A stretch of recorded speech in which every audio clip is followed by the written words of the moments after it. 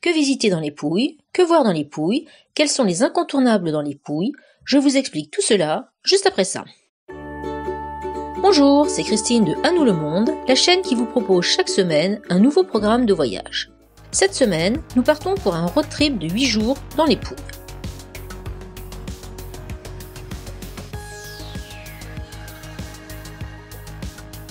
Après avoir atterri à Bari, nous prenons immédiatement la route pour Pogliano a Mare, célèbre pour sa ville perchée en haut de falaises calcaires et pour les eaux transparentes de sa mer. On va aussi voir le village proche de Monopoli.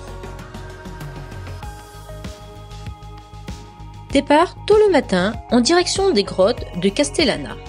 La grotte blanche est à mon goût la plus belle, toute blanche avec ses stalactites diaphanes. Ensuite, on prend la route pour Alberobello et ses surprenantes roulis au toit conique classés au patrimoine mondial de l'UNESCO. C'est dans les quartiers Monti et Aia Piccola que vous en verrez le plus. On finit la journée par une balade tranquille dans les villages de Locorotondo avec son centre historique circulaire, Martina Franca, Cisternino et Ostuni, célèbre pour la blancheur des façades de ses maisons. Le matin, on continue notre route vers Brindisi, dont on visite rapidement le centre. Ensuite, on se rend à Lecce, ancien centre culturel, religieux et commercial de la région. La ville est surtout connue pour la richesse et l'originalité de son architecture baroque. Aujourd'hui, on démarre tôt car la journée sera longue. On fait un premier arrêt à la grotte de la Poésie. Sa cavité naturelle et ses eaux cristallines justifient sa réputation. On s'arrête ensuite à Torre dell'Orso, puis à Baia dei Turchi. On s'arrête ensuite à Otranto, une petite ville fortifiée touristique à l'extrême pointe occidentale de l'Italie. Et on finit la journée à Gallipoli, dont la vieille ville est située sur une île accessible par un pont. N'hésitez pas à vous perdre dans ces ruelles et à faire le tour des remparts.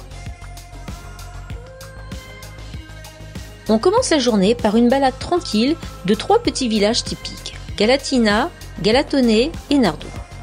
On fait ensuite un saut en bord de mer pour se détendre à Porto Cesareo.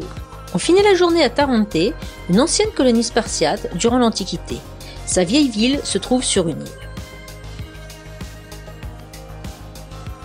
La journée sera consacrée à la ville de Matera que l'on rejoint en début de matinée. Classée au patrimoine mondial de l'UNESCO, elle est célèbre pour ses habitats troglodytiques. N'oubliez pas d'aller vous promener dans le parc national de Matera, juste en face.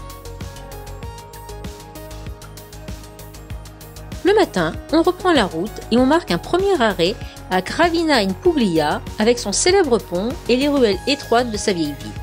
On visite ensuite le Castel del Monte de forme orthogonale et on fait un dernier arrêt à Trani, une petite ville au charme fou. Le matin, on rejoint Bari que l'on visitera avant de reprendre l'avion le lendemain. On se promènera en particulier dans la vieille ville, avec ses ruelles étroites et sinueuses, et on pourra visiter églises et palais de la ville. Voilà, c'est ici que s'achève votre séjour dans les Pouilles, place maintenant au carnet pratique. Pour ce séjour, vous aurez besoin d'un guide généraliste comme le Routard ou le Lonely Planet. Il vous faudra aussi louer une voiture à l'aéroport de Bari. Comme souvent, je vous recommande de passer par le grossiste Rental. Pour les logements, nous avons largement loué auprès de particuliers. Le petit déjeuner était toujours compris. À Pogliano a Mare, nous avons dormi à Torres Siut, à Lama di Galizia à Ostuni, à Dimiaus à Lecce, à la Demus Deggiana à Gallipoli. À Tarente, c'est à la Casa Felice que nous sommes descendus et à Matero, à l'Angolo del Relax. À Trani, nous avons dormi à la Mitria et enfin à Bari, au Dimor à Puglia. Voilà, cette vidéo est terminée. N'hésitez pas à me poser des questions en commentaire, j'y répondrai avec plaisir. Merci de m'avoir suivi. Pensez à vous abonner et à mettre un pouce bleu. Et à bientôt sur À nous le monde.